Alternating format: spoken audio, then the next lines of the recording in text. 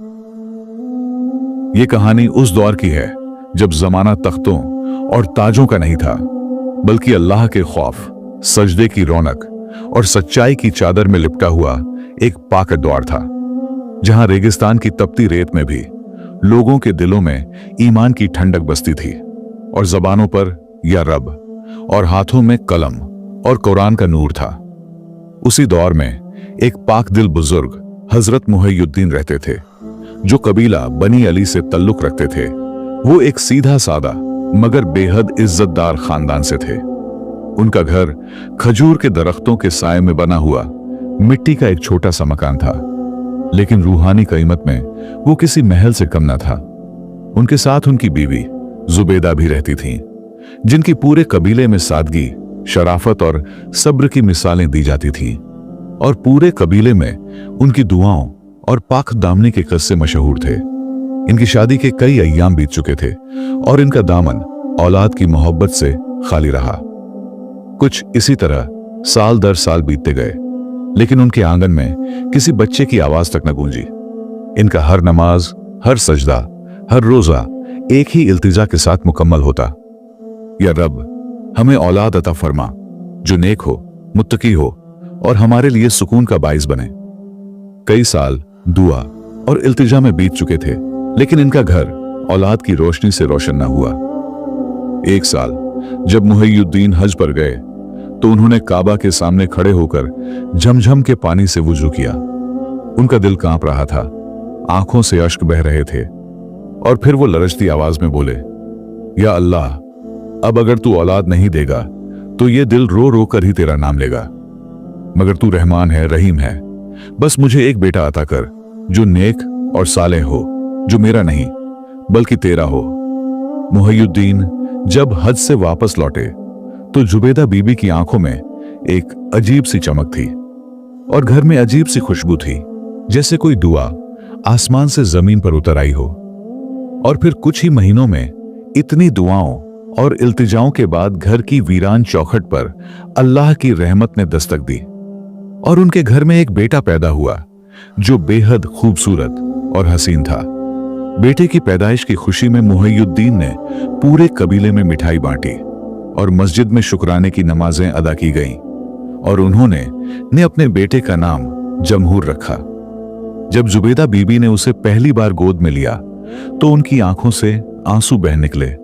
उन्होंने अल्लाह की तरफ हाथ बढ़ाकर कहा, या रब, तू कितना करीम है, ये मेरी सजदों की आमद है, इस बच्चे के दिल में तू अपने नूर की रोशनी भर दे। जमहूर की परवरिश बेहद मोहब्बत और रूहानी माहौल में होने लगी। मुहय्यिद्दीन हर सुबह उसे मस्जिद ले जाते, शाम को कुरान की तिलावत सिखाते, रात को उसका माथा चूमते हुए दुआ करते, या इलाही, मेरे बेटे को नेक बना और उसे हर गुमराही से महफूज रख। जुबैदा बीबी हर निवाला जमहूर को अपने हाथ से खिलाती और सिर पर फूंक मारकर कहती, या अल्लाह, मेरे बेटे को बुरी नजरों से, बुरी सोचों से और बुरे रास्तों से महफूज रखना। मगर कभी कभी किस्मत वो लकीरें खींच देती है जो सजदे की मिट्टी से भी नहीं मिटती। वक्त का पहिया घूमता रहा। जमहूर धीरे धीरे बड़ा होने लगा। बड़ा होने के साथ साथ उसका मिजाज भी बदलने लगा। जमहूर जो कभी मां के बिना एक पल भी नहीं गुजरता था, अब वो मां की दुआओं से भागता और अब्बा की बातें सुनकर चीखता चिल्लाता। वो हमेशा मोहल्ले के बच्चों के साथ खेलता कूदता और छोटी छोटी बातों पर लड़ाई झगड़ा करने लगता और उस्ताद से बदतमीजी के साथ पेश आता। मुहय्यिद्दीन ने जब बेटे को इस राह पर देखा तो उनकी रूह कांप गई। उन्होंने एक रात जमहूर को अपने पास बुलाया और बड़ी नरमी से कहा, बेटा, औलाद अगर बदअखलाकिया हो जाए तो मां बाप की रूह तक तड़प उठती है। मगर जमहूर ने ठंडी आंखों से जवाब दिया, अब्बा, अब आपका जमाना चला गया और अब इल्म से कुछ नहीं होता। इस जमाने में जीने के लिए अब अक्ल और दौलत चाहिए जो आपके पास नहीं है। जमहूर को अब अपने कबीले की जिंदगी तंग और बोरिंग लगने लगी थी। यूं ही जमहूर अब कबीले के लड़कों के साथ रहता और उनसे छोटी छोटी बातों पर लड़ाई झगड़ा करने लगता। जमहूर की इन तमाम आदतों से उसके मां बाप बहुत ज्यादा परेशान हो गए थे। और वो हमेशा कहते, इतनी इल्तिजा और दुआ के बाद अल्लाह ने हमें एक औलाद से नवाजा, तो लेकिन वो भी एक नंबर का मक्कार और झूठा और एहसान फरामोश निकला। एक दिन जब जमहूर ने घर में मां बाप के सामने बैठकर ऐलान किया कि मैं बगदाद जाऊंगा और बगदाद जाकर वहां खुद का कारोबार करूंगा, यहां की तंग जिंदगी और आपके पुराने ख्यालात से अब मेरा दम घुटने लगा है। बेटे की इस बात को सुनकर मुहय्युद्दीन और उसकी बीवी गहरे सोच में पड़ गए, लेकिन अपने बेटे को इस बात से इनकार नहीं कर पाए, क्योंकि उन्होंने ने उसको बड़े प्यार से पाला था। मुहय्युद्दीन ने अपनी रूह को जैसे पत्थर में बदल लिया हो, मगर फिर भी बेटे के लिए सब कुछ लुटाने के लिए तैयार हो गया। उन्होंने घर का ऊंट, कुछ बर्तन और पुरानी तलवारें सब कुछ बेचकर एक थैली में आखिरी जमा पूंजी रख दी और बेटे को देते हुए कांपती आवाज में कहा, बेटा तू तिजारत कर, मगर अल्लाह को कभी भी मत भूलना और मां बाप की दुआ का दामन कभी न छोड़ना। कुछ ही देर में जमहूर ने मां बाप को सलाम किया और अपने सफर पर निकल पड़ा। रास्ता लंबा, तवील और बहुत ज्यादा डरावना था। जमहूर बगदाद की ओर रवाना हुआ। रेगिस्तान का सफर आसान न था। तपती रेत, तेज धूप, प्यास, तन्हाई और हर कदम पर इम्तिहान ही इम्तिहान था। पहले दिन सफर करने के बाद जब रात हुई तो पहली ही रात ऊंट की तबीयत बिगड़ गई। रोटी सूख चुकी थी और पानी आधा बचा था। उसने ऊंट को एक दरख्त के साए में बैठा दिया और खुद दरख्त के नीचे आराम करने लगा, और उसने इसी तरह उस दरख्त के नीचे अपनी पूरी रात गुजार दी। दूसरे दिन जब सुबह हुई तो उसने अपनी आंखें खोली और देखा 2 नकाबपोश मुसाफिर उसके पास आ रहे थे। उन्होंने पास आकर बड़ी नरमी से कहा, अरे वो मुसाफिर, तुम इस वीराने में अकेले कहां जा रहे हो? जमहूर ने जवाब दिया, मैं बगदाद तिजारत के गरज से जा रहा हूं। उन्होंने ने कहा, हम भी बगदाद ही जा रहे हैं और अगर तुम चाहो तो हमारे साथ चल सकते हो। जमहूर को उनकी बातें अच्छी लगी और उसने सोचा कि अकेलापन भी कम होगा, और यूं जमहूर उनके साथ बगदाद के लिए रवाना हो गया। कुछ देर वो उसके साथ चले, मगर जब शाम ढलने ही वाला था तो उन्होंने उसकी थैली, मशकीजा और ऊंट छीन लिया और उसको मारने के लिए उसका पीछा करने लगे। जमहूर ने किसी तरह से जान बचाकर उस जगह से भाग निकला, मगर अब उसके पास कुछ न बचा, न खाना, न पानी और न ही ऊंट। उसके पास बस एक फटी हुई चप्पल और कांपती रूह थी। वो उसी के साथ रेत पर चलता रहा। रेत पर चलते चलते उसके पांव जल गए, प्यास से हलक सूख गया और सांसें भारी होने लगीं। वो एक जगह गिर पड़ा और फिर अचानक उसके लबों पर अम्मी कहने की सदा आई। वो अम्मी जिनके हाथ से खाना उसे बेस्वाद लगता था, अब उनकी दुआएं नजरों के सामने तैरने लगीं। वो अब्बा जिनकी बातें उसे पुरानी लगती थीं, अब उनकी नसीहतें दिल में उतरने लगी थीं। कुछ घंटे रेत में पड़े रहने के बाद फिर अल्लाह ने रहमत का दरवाजा खोला और एक बुजुर्ग फकीर उस रास्ते से गुजरे। जब फकीर ने जमहूर को रेत पर गिरा देखा तो वो जमहूर के पास गए और उससे पूछा, बेटा तुम्हारी हालत ये कैसे हो गई और तुम इस वीराने में अकेले कहां जा रहे हो? जमहूर ने बूढ़े फकीर की तरफ देखा और अपनी पूरी कहानी उस बूढ़े फकीर को सुना दी कि उसने किस तरह से अपने वालिदैन के साथ किया है। फिर बूढ़े फकीर ने अपने थैले से कुछ खजूरें निकाली और पानी का एक मशकीजा निकाला और जमहूर को दे दिया। उसके बाद जमहूर ने खजूरें खाईं और पानी पीकर बूढ़े का शुक्रिया अदा किया। जाते जाते बूढ़े ने जमहूर से कहा, बेटा रास्ता कठिन नहीं होता, बल्कि नीयत कठिन होती है। जिसको मां बाप की दुआ बोझ लगे उसे हर राह कांटों से भरी लगती है। और फिर ये बातें कहकर बूढ़ा वहां से चला गया। उसके बाद जमहूर आगे का रास्ता तय करने के लिए सफर पर निकल पड़ा। कई हफ्ते सफर करने के बाद जब जमहूर बगदाद पहुंचा तो मस्जिदों से अजान की आवाजें आ रही थीं, बाजारों में रौनक थी और जगह जगह पर लोगों की भीड़ थी। इतने लोगों के बीच वो तन्हा था। ना उसके पास दौलत थी, ना ऊंट, न खाना, न सुकून और ना ही कोई ठिकाना था। सिर्फ अब्बा की कांपती आवाज, अम्मी की रोती आंखें और अपनी नालायकी का एहसास वो उसके साथ था। उधर जुबेदा बीबी हर रोज घर के दरवाजे पर बैठ जाती। हर हवा का झोंका उन्हें बेटे की आने का आहट लगता। वो हर वक्त बस यही कहती, जमहूर, तू वापस आएगा ना बेटा? और मुहय्युद्दीन अब सजदे से देर तक नहीं उठते। कभी कभी बस इतना कहते, मेरे बेटे ने तो हमें बुढ़ापे में तन्हा छोड़ दिया, मगर मेरा रब अभी जिंदा है, मैं उसी से उम्मीद लगाए बैठा हूं। जमहूर ने जब बगदाद के शहर में कदम रखा तो ऐसा लगा जैसे एक और ही आलम में आ गया हो। मस्जिदें ऊंची मीनारों से अजान दे रही थीं। बाजारों में खुशबूदार इत्र, रंग बिरंगे कपड़े, सोने चांदी की दुकानें, ऊंटों के कारवां। मगर इस भीड़ में वो सबसे ज्यादा तन्हा था। अब न पास झरो जवाहर था, न ऊंट, न रोटी और न ही ठिकाना। जो दौलत घर से लाया था वो लुट गई, और जो अहंकार ले आया था वो अब भी जिंदा था। उसने पहली रात एक मस्जिद के बाहर बैठकर गुजारी। भूख से पेट चिपक रहा था, लेकिन जबान पर या रब का कोई लफ्ज ना आया। दूसरे दिन जब वो बाजार के एक कोने में बैठा हुआ था तो एक नौजवान उसके पास आया, जिसका मुस्कुराता चेहरा और लिबास से अमीर लगता था। उसने जमहूर से पूछा, अकेले हो क्या? काम की तलाश है? जमहूर ने कहा, हां, मैं तिजारत करना चाहता हूं, मगर सब कुछ छिन गया है और मेरे पास तिजारत करने के लिए कोई जरिया नहीं है। नौजवान ने कहा, तो चलो मैं तुम्हें एक बाजार दिखाता हूं जहां तिजारत तो बहुत दूर है, लेकिन उस काम में सोने की बारिश होती है। नौजवान की बात को सुनकर जमहूर ने सोचा, लगता है अब किस्मत पलटने का वक्त आ गया। मगर वो नहीं जानता था कि ये कदम तिजारत की नहीं, बल्कि गुनाहों की दुनिया की तरफ ले जा रहा है। जमहूर उस नौजवान के साथ एक आलीशान घर में पहुंचा, जहां और नौजवान लड़के थे। वहां हंसी ठट्ठा, संगीत और शराब का मजमा था। किसी ने जमहूर को गिलास पकड़ा दिया और फिर किसी ने कहा, भाई अब पुरानी जिंदगी भूल जा, ये बगदाद है। पहली बार जमहूर ने गिलास हाथ में लिया और जैसे उसकी रूह पर कोई पर्दा पड़ गया हो। हर रात अब गुनाहों की महफिलें सजती और उसकी उम्र अय्याशियों और गुनाहों में काटने लगी।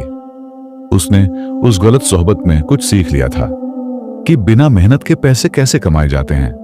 वो अब छोटे मोटे धोखेबाज सौदों में शामिल हो गया। कभी किसी बूढ़े का सामान चुरा लेता, कभी तिजारत में झूठ बोलता। माँ बाप की बातें अब किसी कब्र की तरह खामोश थीं।